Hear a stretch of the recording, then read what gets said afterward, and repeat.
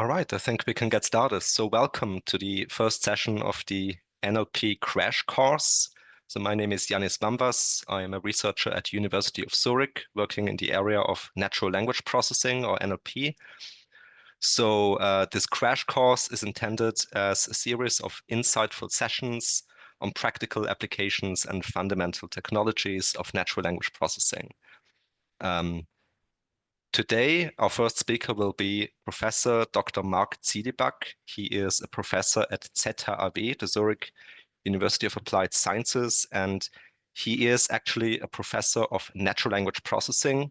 So he is the perfect person to explain to us what is natural language processing. So I suggest that, Mark, that you first start with your talk, and if you have pressing questions, feel free to ask them in the chat.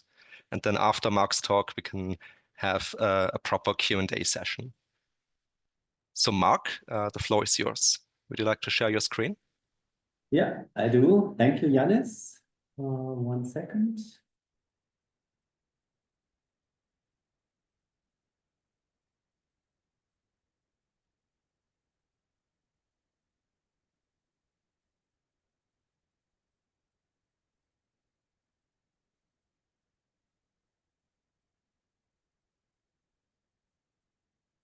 So do you see the screen now? Yeah. Okay.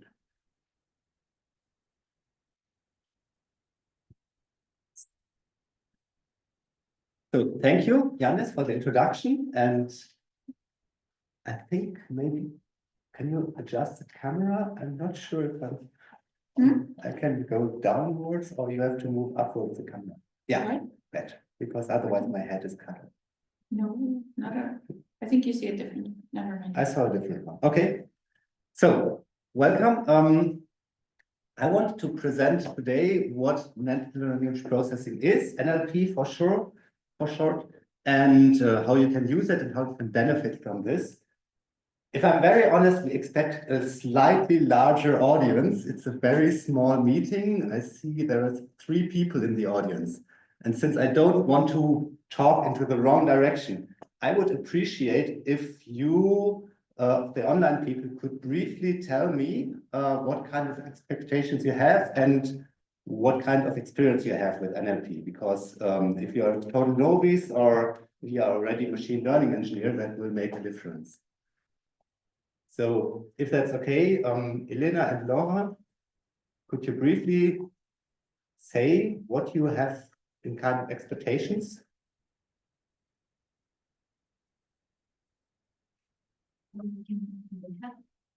I'll write it in the chat. No, I think they're connecting to audio.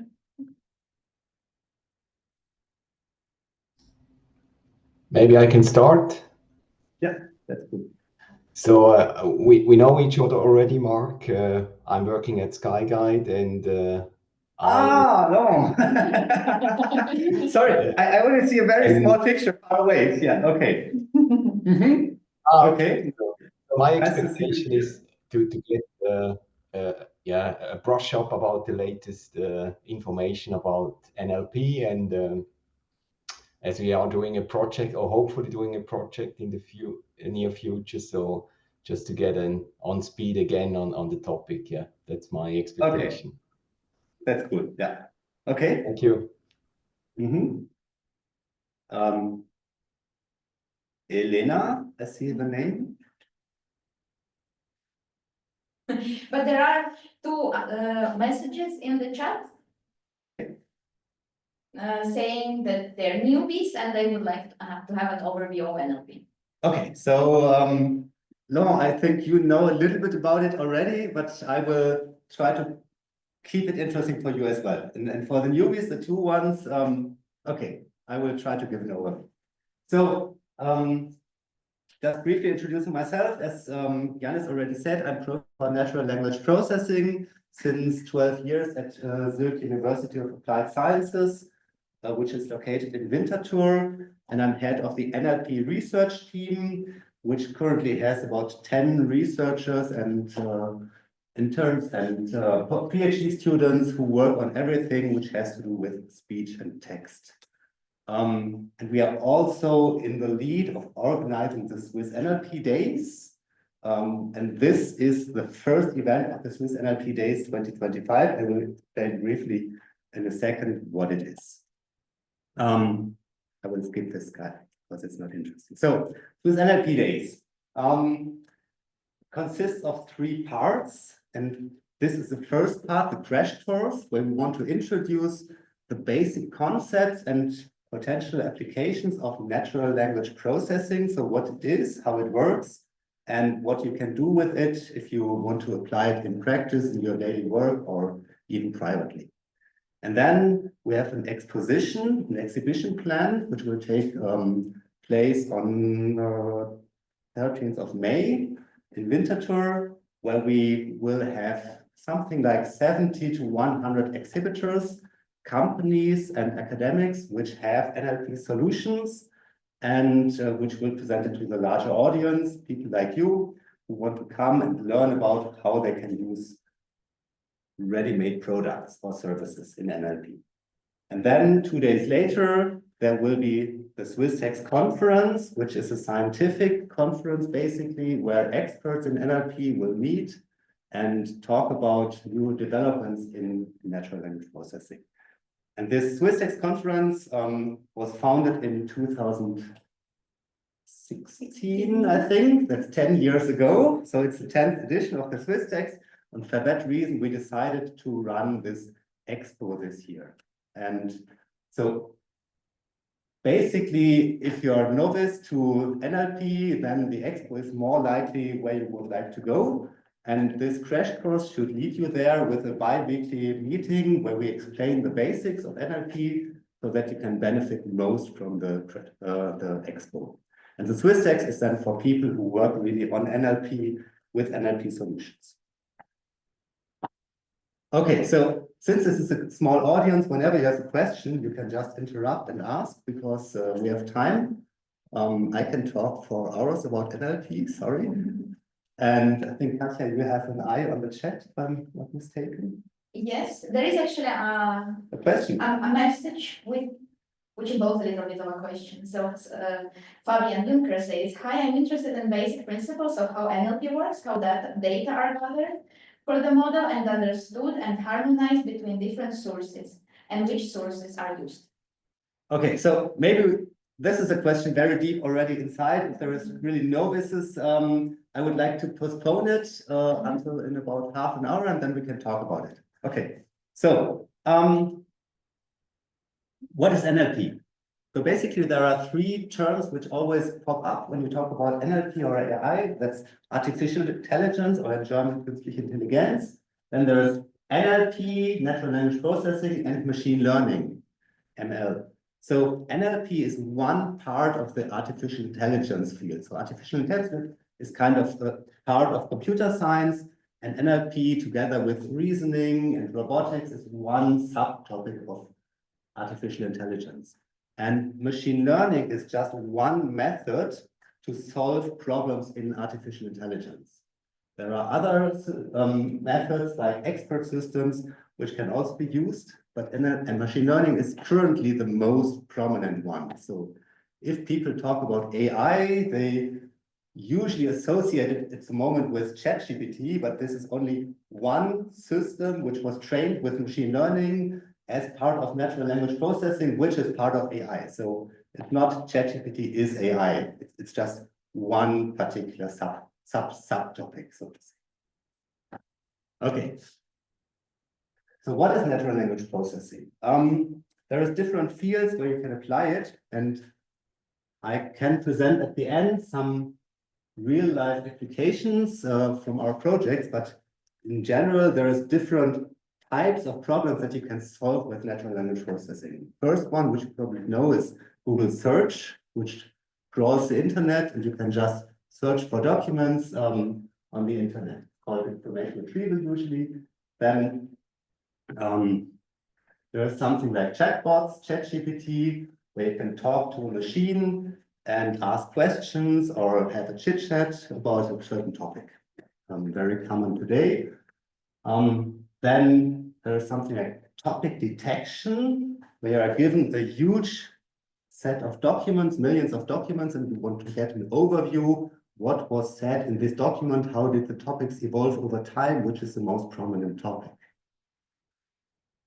Information extraction is the question. You are given a certain document, which is a long text, maybe a contract or a book, and you want to find out what is said within these documents, like which companies are mentioned, which dates are mentioned, which locations, or what are the most prominent prices that are mentioned in the document. So you look into a document, you want to extract particular information from the document. Essay writing, writing texts, writing a book, writing a summary of something. It's everything that is generated with an AI system. Author profiling is the task of, given a text, try to guess the age, the gender, and the demographics of the author. It works surprisingly well if you have a sufficient amount of text, because people have their specific writing type, depending on age and gender. Sentiment analysis, or more general text classification. You are given a set of texts, and for each text, you want to put it into a predefined category, like positive text, negative text, or neutral text, or interesting, not so interesting text, or suited for young people versus suited for older people. Text summarization. Of course, you want to summarize longer text into shorter paragraphs, something that ChatGPT can do very well at the moment. So this is kind of a solved problem. I think 5 years ago, everybody would have said this is one of the most challenging problems and nobody knows how to solve it. Then 2022, ChatGPT came out and it was surprisingly easy to solve and completely solve. Machine translation, translating from one language into the other, either on text-based or on spoken language, speech. Thank you. And finally, speech processing in general. So transcribing speech into text, or generating speech from a written text, or detecting who is speaking. This is all summarized under speech processing. So a huge amount of different tasks. And for all these tasks, you need to have different algorithms, different solutions, different data to build a good AI system for these tasks. Okay, so I talked about AI and just giving you a very brief overview how it evolved. So in the 1950s, people realized that, well, there are computers coming up and they can program computers at that time, mainly for census in the United States, counting people, calculations. And there were some problems where they thought, well, this is very, very hard to solve. We don't know how to write a normal computer program for these problems. And then they gathered in Dartmouth for a couple of weeks and came up with a set of problems where they don't know how to do it explicitly, but they said, we have to teach the computer how to solve it. And one way was teaching it by giving examples, and the computer should learn how these examples are solved. And there were many different problems of these. It was robotics, how to control a robot, then gaming, how to play chess, understanding language, simulating an expert, like a medical expert. It was unclear how to do this, and this was then gathered under the field of artificial intelligence. And the promise in the 1960s was, we can solve all these problems in 5 years and they will be better than any human. Of course, that didn't work out well. And that led to the first winter of AI, where people realized after a couple of years, after a hype phase, oh, this is not as good as expected, and all the funding was retracted. And there was something like 10, 15 years of winter where no research was done. And then in the 1980s, expert systems, second boom, where people tried to model the knowledge of experts, medical experts, legal experts, kind of a rule-based system. It was again hype, and after a brief phase, people realized it doesn't work as well as expected. And now we are in the third phase, boom phase. Machine learning solves a lot of things very well, and we don't know yet how it will evolve in the future, in the next 10 years maybe. maybe we drop into the next winter because people realize it's not as good as possible as expected. Maybe it becomes more and more pervasive in the world. We don't know. But this is at the moment, it's on the upward trend still, I would say. And this is why people invest a lot. So what is behind? There's a lot of different paradigms for learning in these AI systems. One is supervised learning, and the setting is kind of easy. The tricky part is here in the machine learning algorithm. So you are given two phases, and the task is, for example, you want to distinguish documents which are positive or negative. Positive documents, the weather is nice. Negative documents, I don't like this car. And at first, you are given a huge set of documents. And for each document, you sit down and write by hand, say for 10,000 documents, this is positive, this is negative, this is negative, this is positive. This is your training data that you have, the labels and the documents. And then you transfer these documents into so-called features, which is a mathematical representation of each document. And then you throw it into a machine learning algorithm.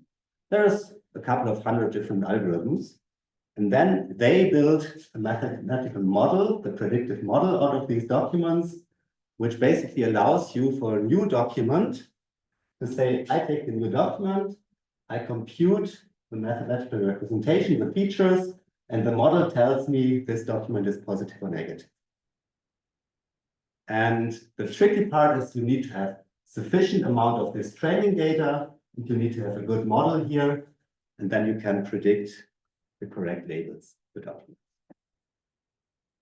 And all the research at the moment goes into this part here, how to build these proper machine learning algorithms. And I will explain in a couple of minutes how this approximately works. So, okay, in the 2000, so at the beginning, 1950s, 1960s, first algorithms were developed, and then there was kind of a stall, not many new algorithms until 1995. And then one kind of algorithm evolved a lot, which was support vector machines, which were very successful at that time. This is one out of the several hundred algorithms. And it's very simple. So assume these are the documents, and they have some features like the text length and whether it's a negation in there, whether there are some hashtags in there for tweets. And some of them are located here, some of them are located here, and you try to separate them. And now you can draw a line like this. Say, okay, everything which is below the line, this is gray or bluish triangles, and everything above is a yellow dot. And now if there is a new document, which is located here, you would say it's above the line. So it should be associated with the yellow dots. But if you look closely, it's very close to this set of points. So this is not really obviously a yellow dot, but rather a blue triangle. So this line is not a good separator between these two sets of points. Now, if you draw this line, then the red dot here, the star, will be correctly separated, classified. But this green star would probably be on the wrong side. Now the question is, and this is how the machine learning, what the machine learning algorithm is, what kind of separation line should we put here that separates them best? One way to do this are these so-called support vector machines, which try to put a line between the two sets of examples, upper and lower here, which separates or which maximizes the distance between the two closest examples. So it's like a street where you have the center line and this gutter here, and you want to maximize this distance. And experience shows that this works very well. So in the 2000 year, about 2000, people used this a lot and similar algorithms to solve these machine learning problems. That was until 2012. And then there was an image recognition competition, which ran since several years, and people had developed many strategies how to classify what is shown on the image. So typically there was an image, and then there were 5 different potential labels, like a car mirror or a door or elephant or whatever, and the system should tell which is the correct label for this image. And they have worked on image classification for many years. And in 2012, the first submission with a neural network was done.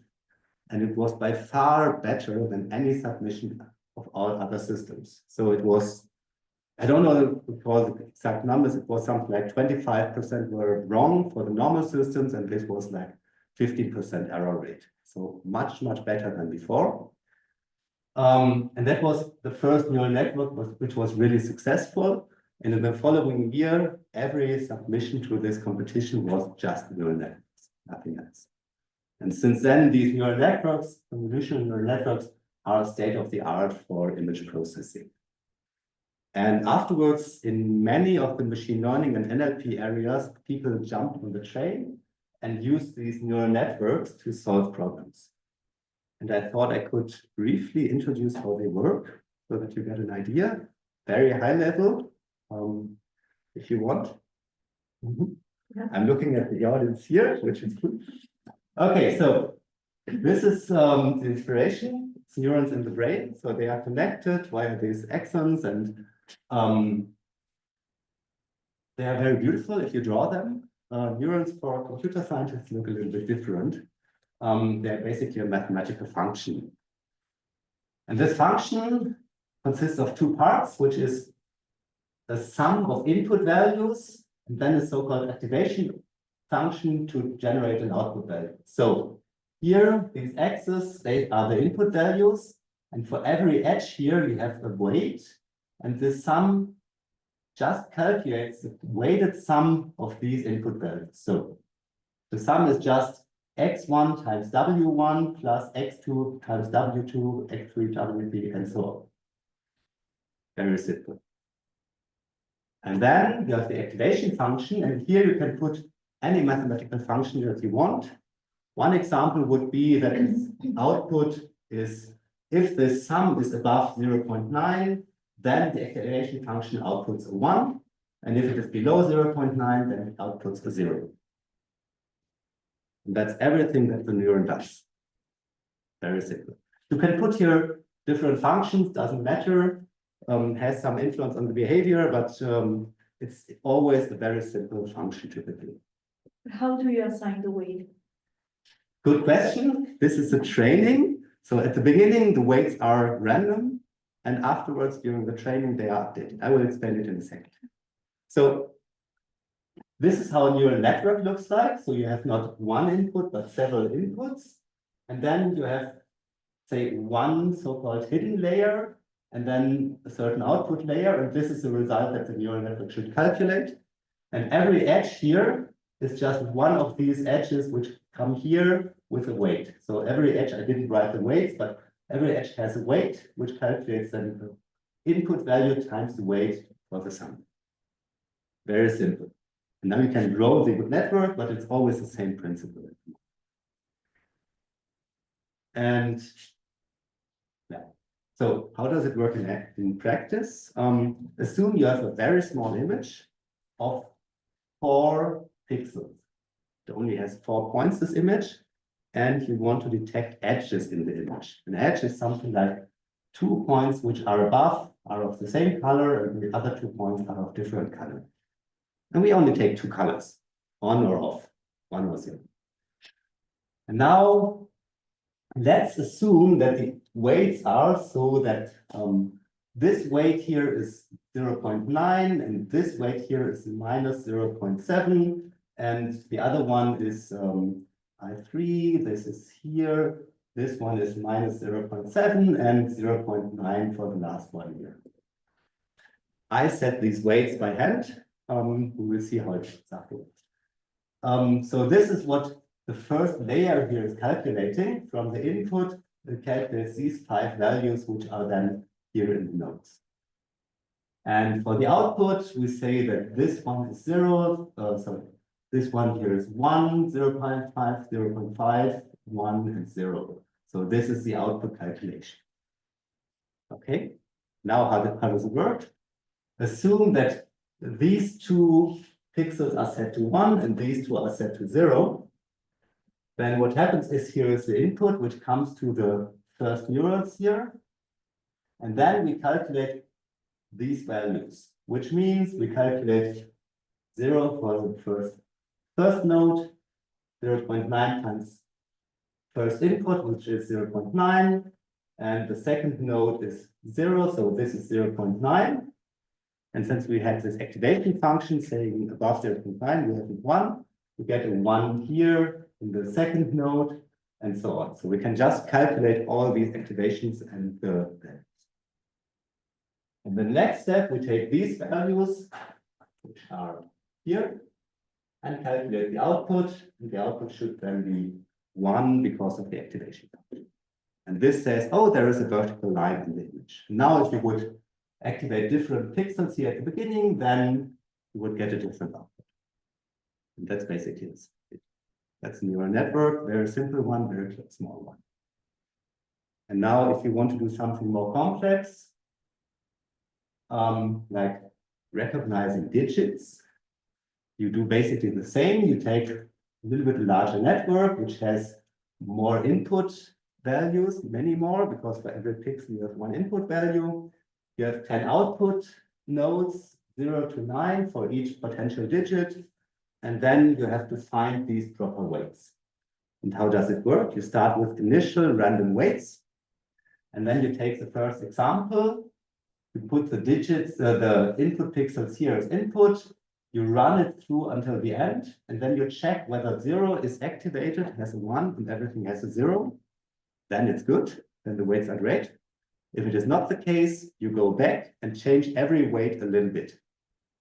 A little bit so that it a little bit better outputs the 0 as the output. And then you take the next example, propagate it from left to right, check whether the output is correct. If not, you go back and adapt the weights. And if you do that for 10, 100,000, millions of examples, over time it learns good weights. Now, there's a lot of technology behind how to do that properly and how to do it efficiently, but basically random weights at the beginning, and then you adapt the weights for every example a little bit so that it learns to represent these examples. Questions so far?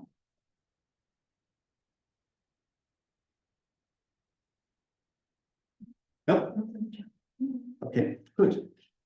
So this is a supervised learning paradigm, and basically support vector machines are one of these algorithms. Now, neural networks are another example of these algorithms, and there exist hundreds of different algorithms. So, theory is over.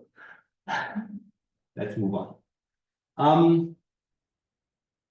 As said, in 2012, people started working with computer vision, with image processing systems, and then 2015, the first dedicated good systems for generating text occurred using neural networks. So classification was solved already before, 2013-14, there were already some solutions, but for generating text, it was a hard problem. Now this is going in the direction of ChatGPT. So 2015, we could generate nonsense text, and it read like this. We could take text of an essay writer like Paul Graham and train a neural network to generate text that reads like Paul Graham. And this is a Paul Graham text, or it looks like one. Now, if you read it in detail, you see the surprise in investors weren't going to raise money. I'm not the company with the time. They are all interested quickly. So it's bullshit text, nonsense text, but it reads like English. And was one of the first examples where the computer generated reasonable text. And you could train it on different types of text. So you could train it on mathematical papers. And what comes out looks like a paper, still nonsense. You could train it on machine code, software code. And what comes out is almost compilable software code. You could always run it, but it doesn't do anything reasonable. Okay, that was 2015. And then we make a huge jump because next week there will be a presentation on generative AI and ChatGPT and large language models. So 7 years later, we had ChatGPT, which could generate fluent text with reasonable content without any problems. And I will skip this part because next week, I think it will go much more. 2 weeks from now, sorry, bi-weekly. Yes, 2 weeks. Thanks. But the principle is the same, training on a huge amount of data until the neurons have the right weights, and then you can generate these texts. Now, how is it done?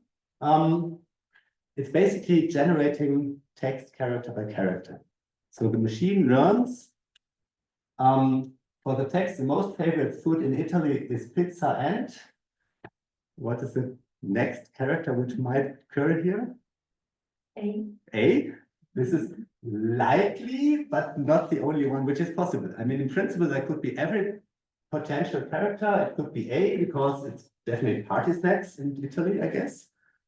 Maybe it's payment, maybe it's pasta, maybe it's pepperoni. Maybe you can also continue with PowerPoint, which is not a good continuation of the sentence probably, but it's possible. So the computer learns from huge amounts of text what is the most likely next character. And the most likely is probably A, so it will write an A here, and then it will ask again for the most likely next character, which is then probably an S for pasta. But there are other examples where it's not so clear. And this way it generates new text character by character. Okay, so this is 2022. And to get there, a lot of things had to be available or developed. There is a certain reason why we didn't invent this in the year 2000 already. So what was needed for these so-called large language models, and they're called large because they're really, really, really huge, is at first we needed to have a new technology, so-called transformers. All these models are called GPT at the beginning, or were called GPT, for generative pre-trained transformer models. So this is a new kind of neural network, rather complicated, rather sophisticated, and very efficient to train. So it's not anymore just these layer by layer training. It's more difficult, but very efficient. Then we needed a lot of data. So training these models is really a huge amount of data. There is estimates that ChatGPT was trained on 350 billion words. That's really, really a lot. When we started training the first machine learning systems in 2013, we had something like 10,000 tweets, and each tweet was something like 20 words. So this is really a huge jump. And this is a huge amount of data that you need to store, that you need to process. And on the other hand, you need to be able to run it on your machine. So people had to come up with new hardware for this, GPUs. And so just to give you an idea, the most recent supercomputer has something like 1.7 teraflops with floating point operations. This is a huge amount of operations which take place every second. If you take away something like 6 digits here at the end, this is what you have on your laptop usually, and or say on a graphics card at the moment, which is run on many machines which you can buy for say 1,000 Swiss francs. And this is the same performance that some supercomputers had in 2000, I looked it up, 2008, I think. So what people have now on their laptop is the same performance as supercomputers some 20, 25 years ago. And the increase in performance is tremendous. So you can run experiments now within, say, half a day, which took probably something like half a year. So people can just run experiments and they do it and try overnight different settings for these neural networks and figure out what works best. Or they can run these huge amount of documents and learn how to train these models. And the last one is money. I would say until 2015, academics were interested in machine learning. And since then, companies have jumped in, and especially OpenAI, Microsoft, Meta, Facebook, Google have invested a huge amount of money. Training such a system like ChatGPT costs easily $100 million, which no one can afford except large companies at the moment. So universities don't have this amount of money usually, at least we don't. Okay, so this is why it took some time until we got there. Everything solved? Not really. If we go back, or if we would go back to the initial tasks, there are certain things which can be solved with ChatGPT, like summarizing documents, dialogue systems, answering to questions. Certain things are not really solved, like understanding huge amounts of documents at the same time. ChatGPT cannot process millions of documents that you have on your machine. That's hard. And speech processing at the moment is on the edge. It was a hard problem. Now it's kind of getting better and better, generation of speech. But there are still lots of things to do. What we don't know yet is how to assess the quality of the generated text. So ChatGPT and similar systems, large language models, can generate texts and say, this is the solution, this is the answer to the question, but we never know whether it is correct or not. And this is what many people are working on right now. Is it a good text? Is it a proper answer? Is it correct or not? Does it hallucinate? This is still open problem. Okay.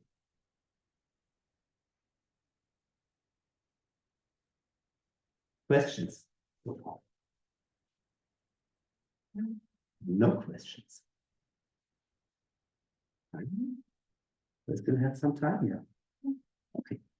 So what I thought is to close this a little bit is to run through 12 applications of NLP from our everyday life. So I looked at the kind of last 15 to 20 projects that we did here at ZHAW and made a step back and said, okay, this could be interesting for anyone who works within Switzerland on different topics, because it's kind of representative what can be done with NLP. And I will go, hopefully 1 minute, one task, run through it and explain it a little bit so that you get an overview of what can be done at the moment with NLP. So let's start. Meeting transcription and summarization. So you are given a meeting, you take a recording, you want to know what was said, who talked, about what, and what were, say, the decisions, what were the pain points, what were the open questions that came up.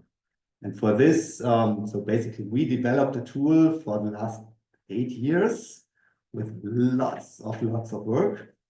And especially summarizing and finding out the to-dos was a hard problem.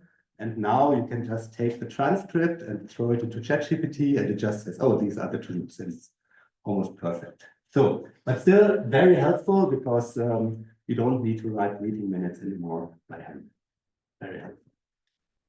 Oh, and by the way, I'm talking about this not because we did it, just because I know the project's good, but at the NLP Expo, I expect that there are many exhibitors which will show solutions for many of these tasks. So if it's kind of giving you an idea what can be done so that you can go to the expo and say, oh, I want to have a solution for meeting transcription. And there will be hopefully 1, 2, 3, 4 people who have products. Okay, legal contract analysis. You are in a company, you write a contract with your business partner, and then you need to find out, well, first you have to write it, which is tedious work, and systems can support you now, and then you have to find out whether it complies with your common rules within the company, with your regulations for your countries, whether it is complete or not. And there is some companies in Switzerland which offer support in writing these contracts, automatic support. So you can upload your contract and say, please check whether this is a legal contract. please check whether it is complete. Please check whether there are some contradictions to our company rules automatically. And you can also do this retroverse. You can upload old contracts if you do due diligence for a company. You can check whether they are all compliant with current regulations. Tutoring and exam preparation, called lecture co-pilot in our setting. So you have, say, a lecture, and the lecturer wants to support his students, and so he uploads all his lecture notes and the slides and the exam preparation documents and the tutorials to a chatbot system, and then you can let the chatbot system generate potential exam questions. You can answer them, it can grade them, and you can ask, why was it graded like this? What did I do wrong? Can you explain to me how to understand that better? And I think this is in universities and also in schools coming up now, that more and more AI systems will be used to help students prepare for exams, but also to learn stuff and to do more individual teaching in primary and secondary schools. Communications training. There's several different projects that we are doing and which are very cool.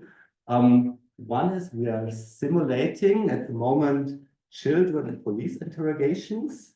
So police officers who have to talk to children have to practice how to do that properly, because certain types of questions are not allowed. So if a police officer always asks, and he was the guy who did it, and he asks it 3 times, and at some time the child will say, yes, it was him. And so they have to train that they don't do it, because otherwise it's not usable in court. And they have to train it with virtual children, because true living children cannot be used for this. You can also use it for hospital settings where nurses have to talk to people of a sick patient, what happens next, and they have to explain it, and they might react in a bad way, so they can train these crisis situations and learn how to do it properly. And for these, chatbots are a good practice partner in combination with some avatar or VR glasses. Search and document archives. Suppose you have a huge company with lots of documents, then you want to find the proper documents for a particular task. And this is still a hard problem, how to retrieve out of the 1 million documents that you have somewhere, the 5 documents which are most relevant. But if you can do that properly, you can solve a lot of tasks. So searching, information retrieval is still one of the biggest challenges also in these new large language model systems, because they only work if you have the proper information at hand. And otherwise they give you, you throw in the wrong documents, you will get the wrong ones. Chatbot for language learners goes in the same or similar direction like this tutoring. For children who have to learn English or any other foreign language, it's very helpful if they practice, but at school they don't have time to practice it, because school is only 1 lecture, 45 minutes, 30 students. So you can imagine they can talk at most 1 minute per lecture. And so what people are developing now are chatbots where you can chat either freely about a topic of your choice, or you have to solve some tasks. And the chatbot then helps you to improve your language skills. Okay. Speech processing. So I said speech to text and text to speech are important tasks if you want to understand what people are saying, especially for languages in Switzerland, like Swiss German. This is a hard problem because there is not a lot of training data available so far. And so people, SwissNLP has collected some data, some 500 hours, and this can now be used to train systems for speech to text or text to speech. But it's also If you take different dialects, there will be one exhibitor I know from Austria who does it for Austrian dialects, if I'm not mistaken. You can do it for Romansh, which is one of the local languages. So this is still an open problem because it's always a lack of training data which hinders good systems here. Then thirdly, recommendation systems.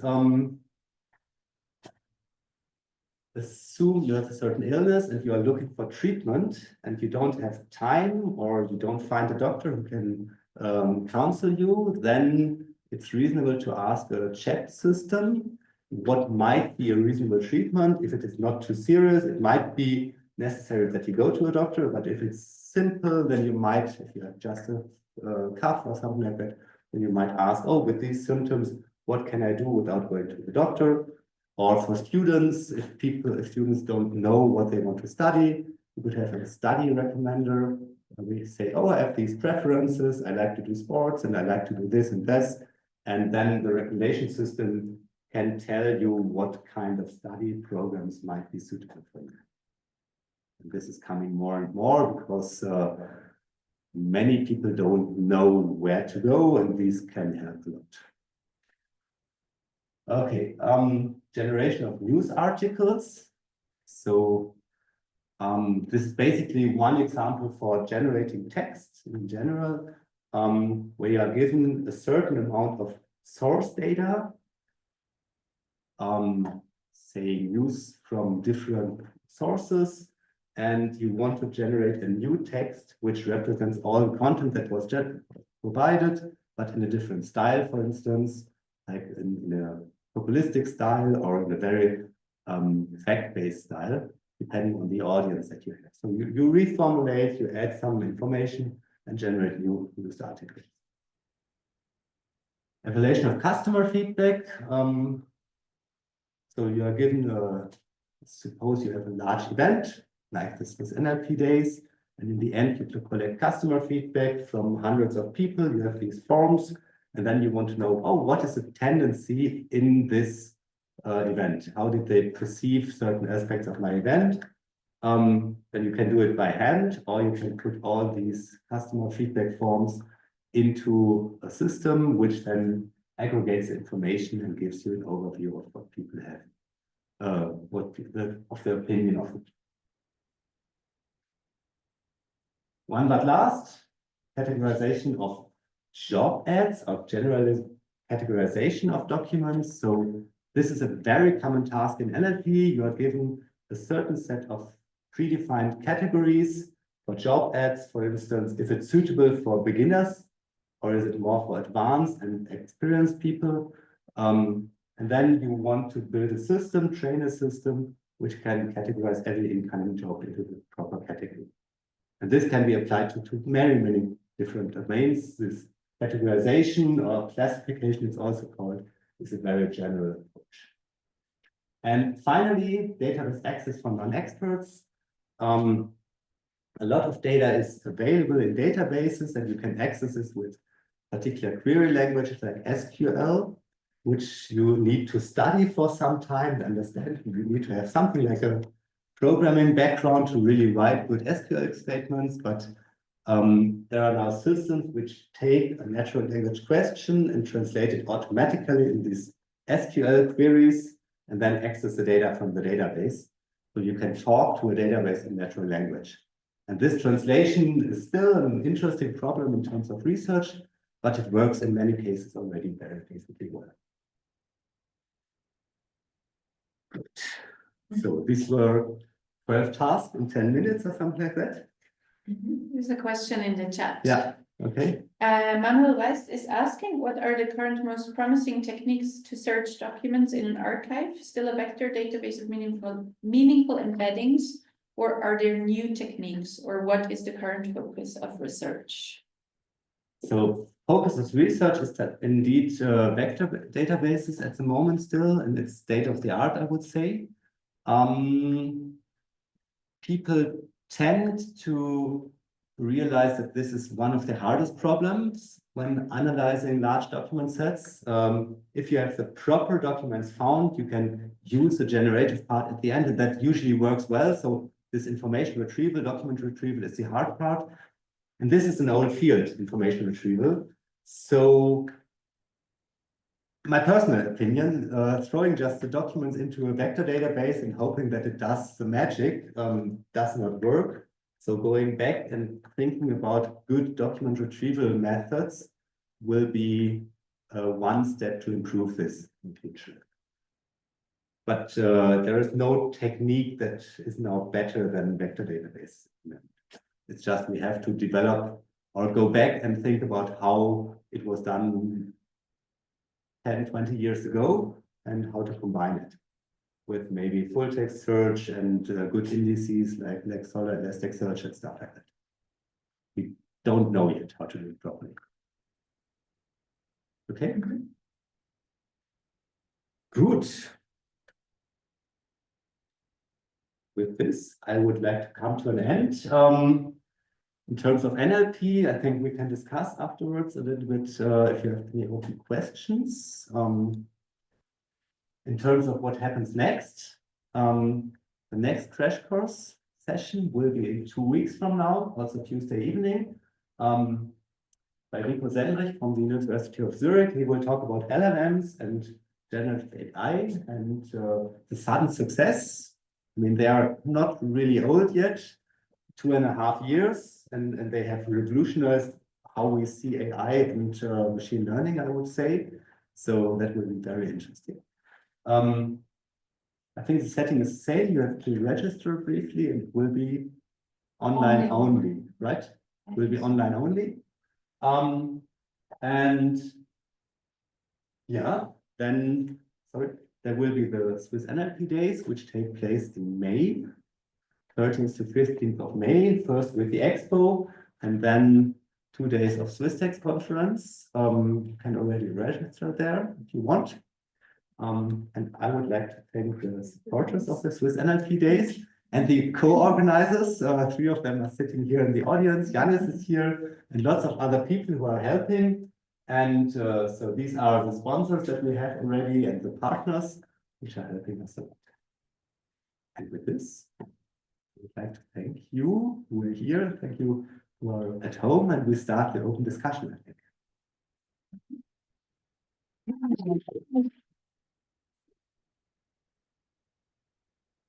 If there are questions. I think the first question is still not quite answered Yeah. about how the data is gathered, harmonized, understood, and harmonized between different sources, and which sources are used. Oh, that's not one question. Okay, so how is the data gathered? Short answer. A lot of data is gathered from the internet. So just by crawling the internet, there is one corpus which is called Common Crawl, which has something like a couple of billion websites crawled, and all text is in this Common Crawl data set, and this is very often used for training these models. And then people try to get access to other proprietary data. There are some contracts between the generators of large language models and news companies, for example, news corporations, where they get access to new documents or to book publishers. So they basically take something like the huge set of data that they get from Common Crawl and add some data where they get access to legally. It was in the beginning not always clear whether it was legal or not to use some documents. I think now it's more clear. Here in Switzerland, we are running this Swiss AI initiative where we want to build also a GPT system. And we are walking around virtually to all these providers of potential data sets and ask about, can we use it under which license and collect the data.